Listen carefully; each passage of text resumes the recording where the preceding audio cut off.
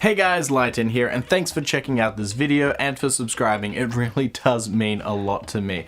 Now, as you guys may know, I've been on a bit of a Netflix binge lately, so today I want to talk about something that is new, not something that is nostalgic. You know, I'm trying to change things up just a little bit.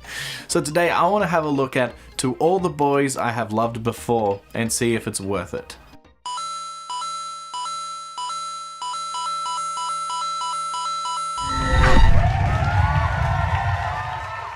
This is a brand new, straight-to-streaming movie available on Netflix. To All the Boys I've Loved Before is based on a book of the same name, written by Jenny Han, or is it Han? I'm not sure, I'm sorry. This movie has been on the to be picked up by a studio list for a long time. There are times when movies get put on this list because they are good ideas, but the studio wants to change the movie in a way that the others can't agree on. Or sometimes it's something that the studio doesn't want to take a risk with just yet. Or maybe it's something that the studio wants to do, but they don't want to release it just yet because it doesn't fit with their schedule. This movie falls into the first idea, with lots of studios wanting to make the film, but all of them wanted to change the main character into a white girl instead of an Asian girl. The author really didn't want this change to happen, and thus many studios were turned down until one finally said yes. But they changed every other character to white, so you know, whitewashing in Hollywood is great, it's just fine. Hollywood whitewashing. Anyway, let's get into the story.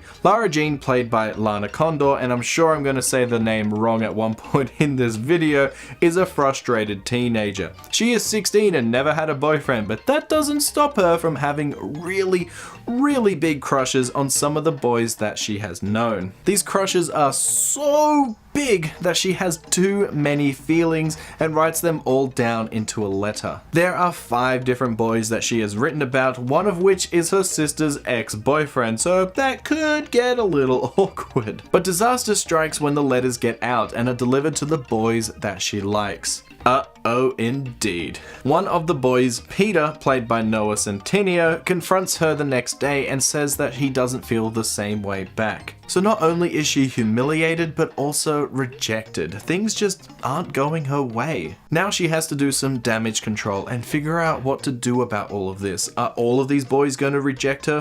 What will happen with the sister's ex-boyfriend? And how will she live with all of the embarrassment? I'll answer all of these questions in the form of a letter. Now, I don't believe that I am the target audience for this kind of movie. I am way more into horror and action movies, but honestly, I do enjoy a rom-com from time to time.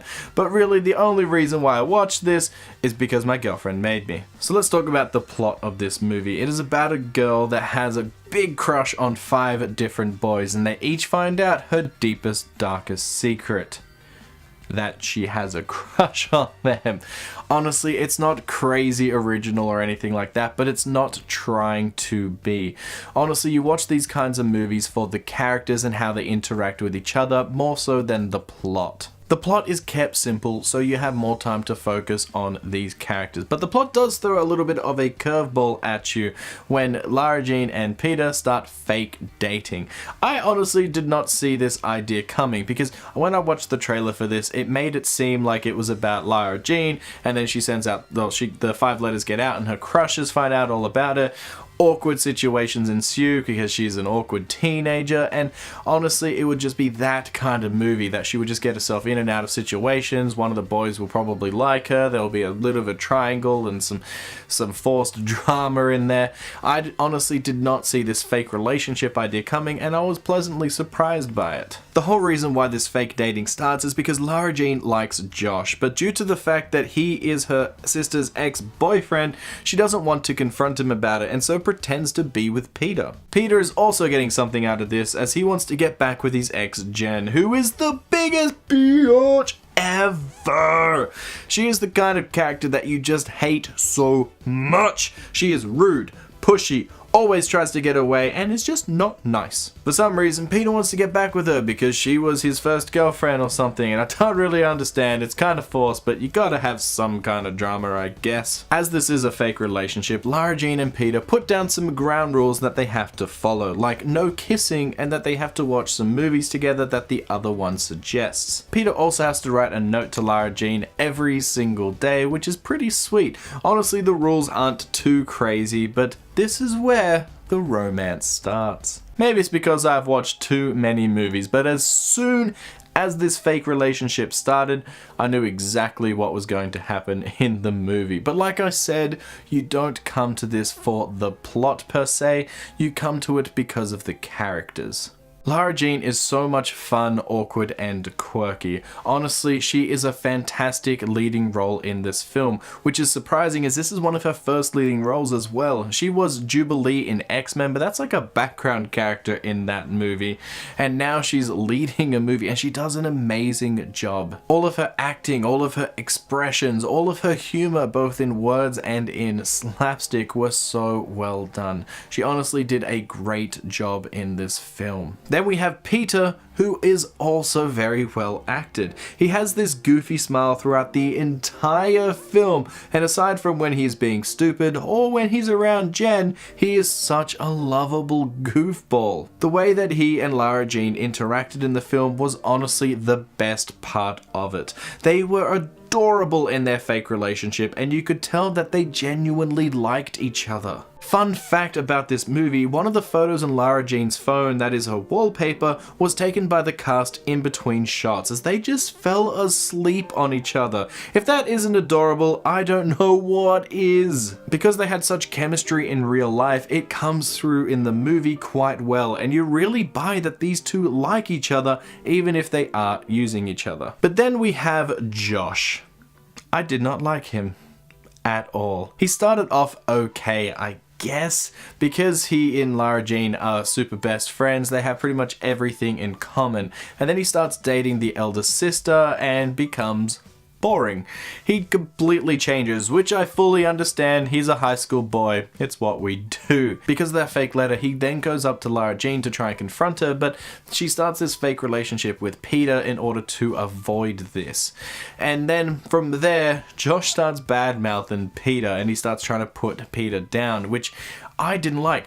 I quite like Peter, so when somebody is putting him down, I don't like them. The reason why I don't like Jen is because she puts down both of our main characters. So I did not like Josh because he was doing the same thing. Then about halfway through the movie, Josh and Lara Jean start to become friends again. It's quite anticlimactic, really, when the whole point of this fake relationship was to keep that tension away from Lara Jean and Josh.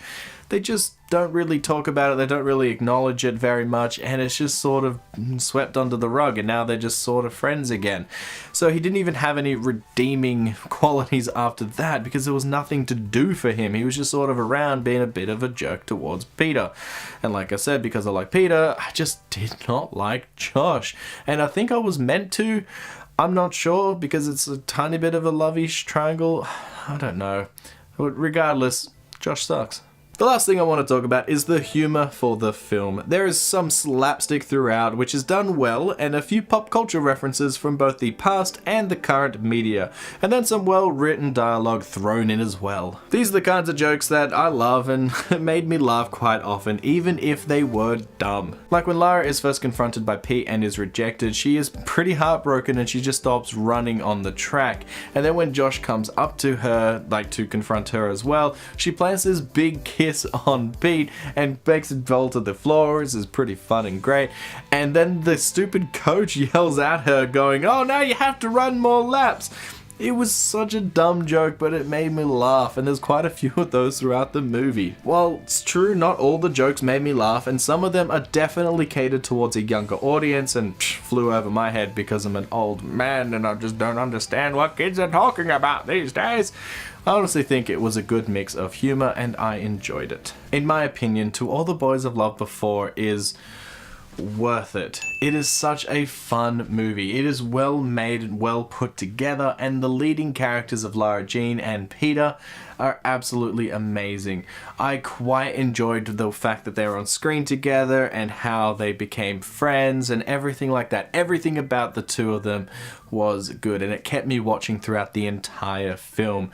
Whilst the movie isn't fantastic with its pretty simple plot and the fact that I could guess what was going to happen in the movie from the start, or from the fake relationship thing, and the fact that there is some big forced drama in there because you have have to have a fight somewhere in the film. It can't be all happy. You gotta have that forced drama.